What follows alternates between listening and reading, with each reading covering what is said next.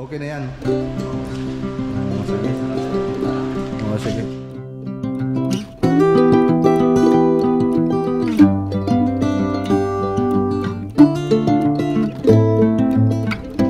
So, ayan. Balikan na lang po natin ito sa susunod na araw.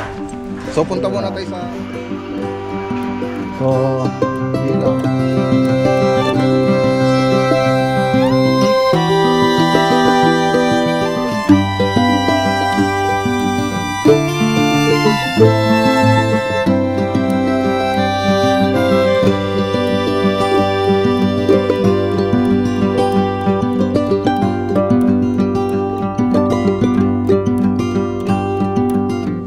SketchUp 2021, tapos Lumion.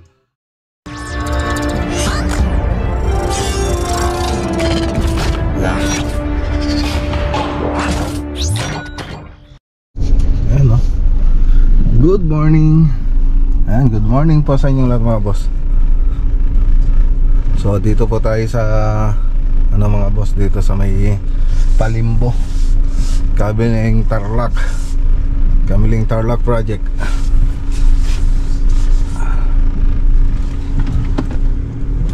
Okay. So parking lang tayo.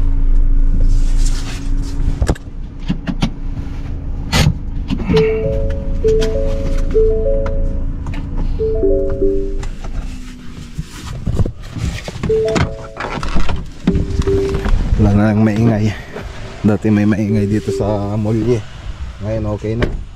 Ayan sir, ano, Victor Chu. Okay na yung Molye natin.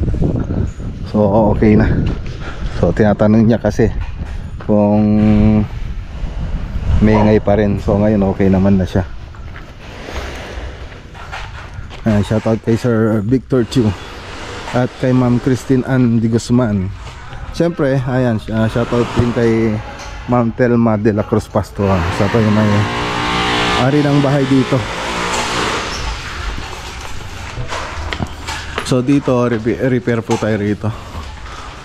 Repair. Yung mga blind rivet, inilubog po natin. So may mga blind rivet po yan nakalitaw. Ngayon, inilubog natin kasi magpipintura po tayo. So preparation. Tapos mag-groove na rin po tayo. I-groove natin yung mga dugtungan niya para malagyan natin ng masilya na epoxy NB. So ganun po yung gagawin natin. Oh, ang isa. Yeah. E-board. So ito na yung mga partition. So metal paring, tapos yan malalagyan pa po ng ano yan, ng PVC floated panel. Ay, PVC tubular, yan yung ganito.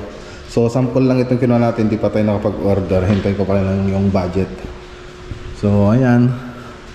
So hindi na namin pinako dito sa baba kasi gumamit na lang kami ng no more nail. No more nail na lang po yung ginamit natin para hindi na tayo magpapako sa baba. Dati pinapako kasi namin dyan sa tiles, nabibitak yung tiles. Ngayon may no more nail na, yun na po yung ginamit natin dyan para pangdikit.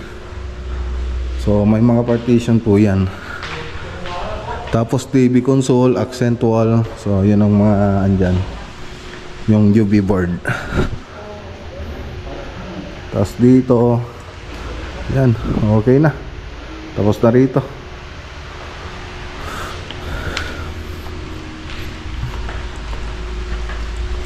So dito nga pala mayroong problema.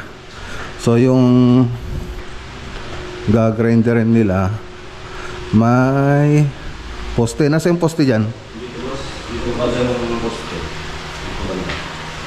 Tapos papunta doon. Lilit yung ano natin, bintana, no?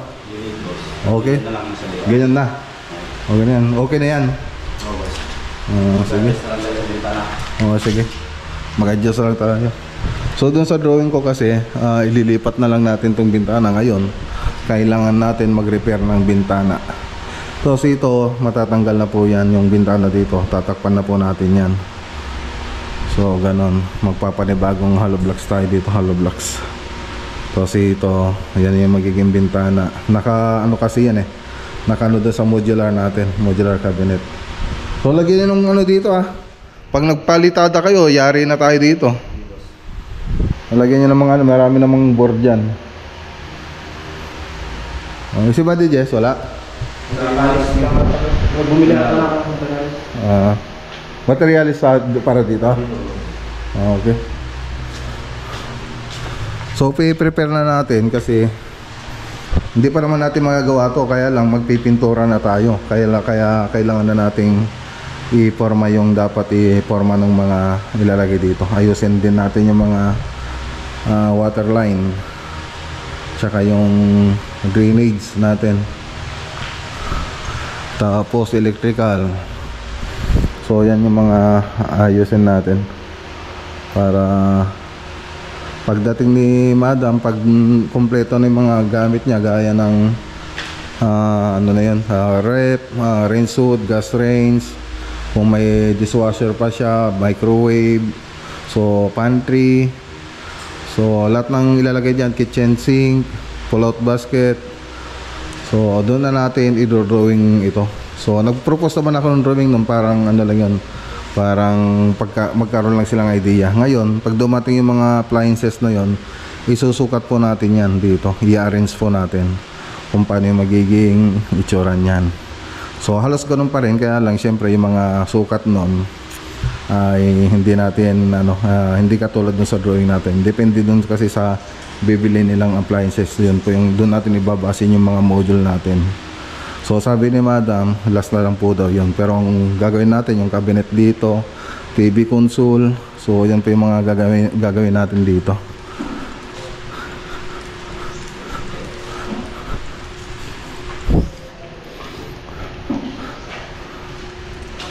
So dito, ayan. So wala pa namang hindi pa nag-down si Madam dun sa bagong kontrata natin.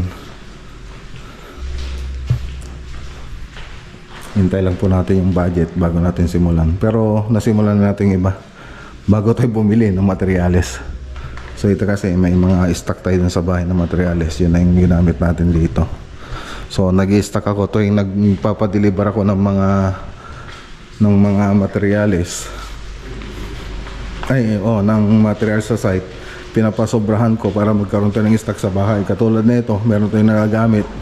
Kaysa yung bibili pa tayo pupuntahan yung Tarlac, at least dito sa bahay may magagamit tayong materials. So ayan, nagamit natin, kaya nagpapasobra ako. Bibili ako, ginagawa kong stock. Okay, so andito na mga materials na gagamitin dyan, pati bakal.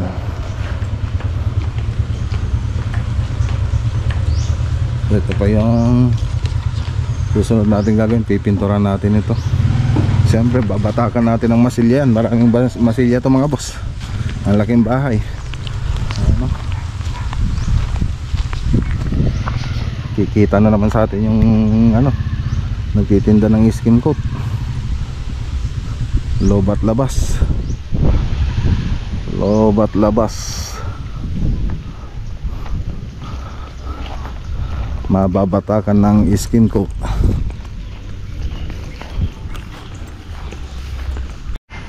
Okay. So ayan, balikan na lang po natin ito sa susunod na araw. So punta muna tayo sa Malacampa dito sa may crossing Malacampa kay Dr. Arvin Villegas. So punta natin yung project doon. Okay. So ayan, dito naman tayo sa sa may crossing Malacampa project. Okay, update po natin. So malapit-lapit na po ito.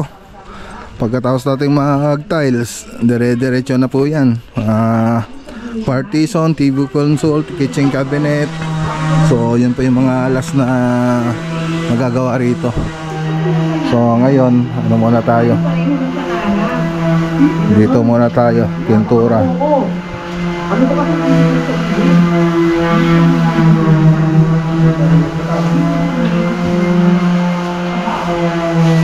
Nalagay na yung door dyan, pati doon. Nalagay na.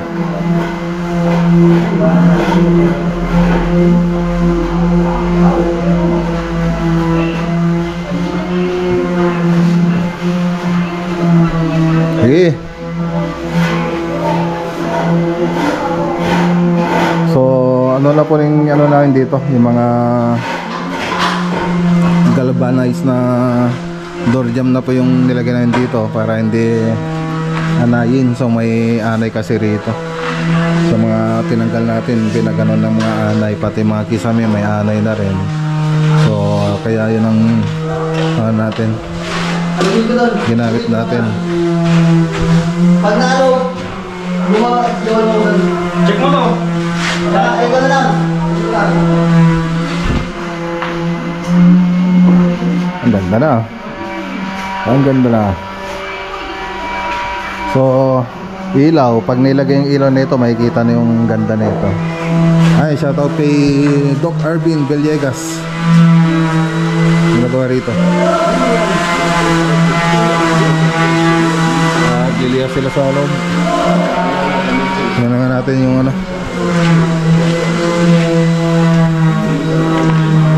Ayos ah. Oh, guys ah. Ayun. Guys, kaya? Tignan mo! Natak ba? Tignan mo! Sakin mo! Oh, nahatak.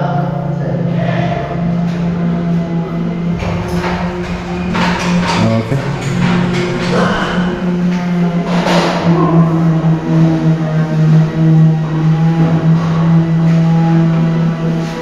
Skin coat.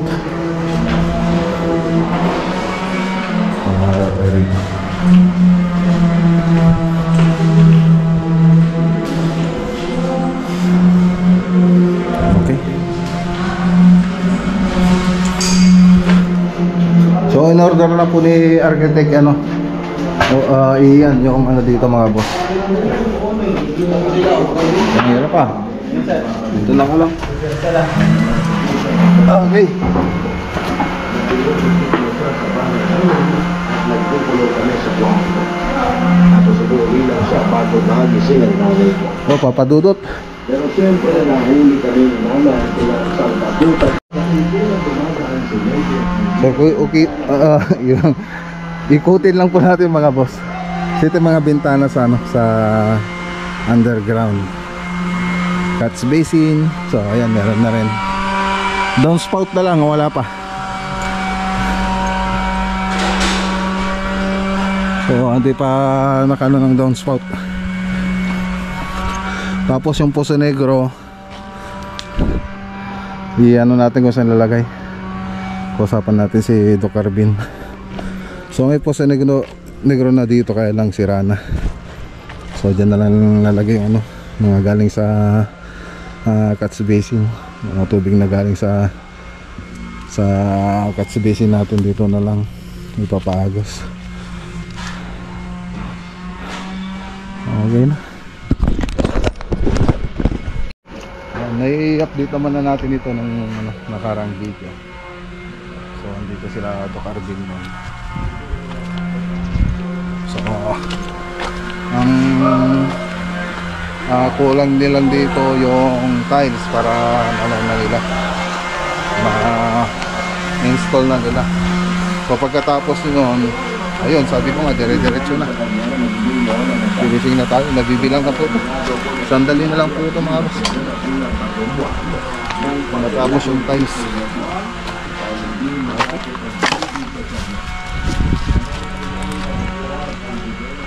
Ayos.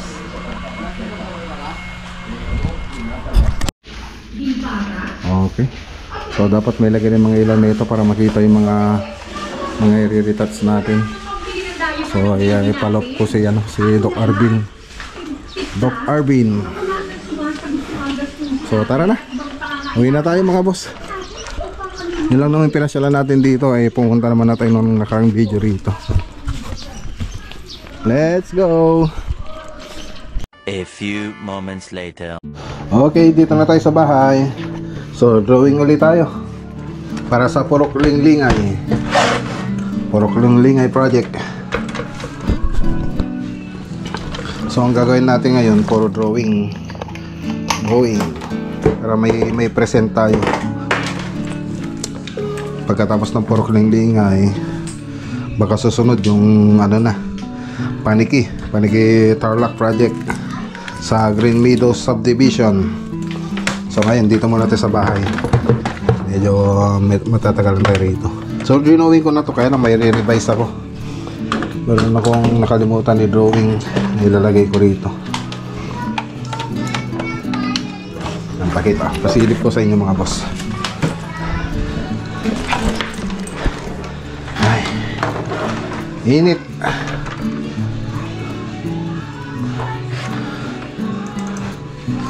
Eh, malapit na rin yung ano, batok, Ilocos batok.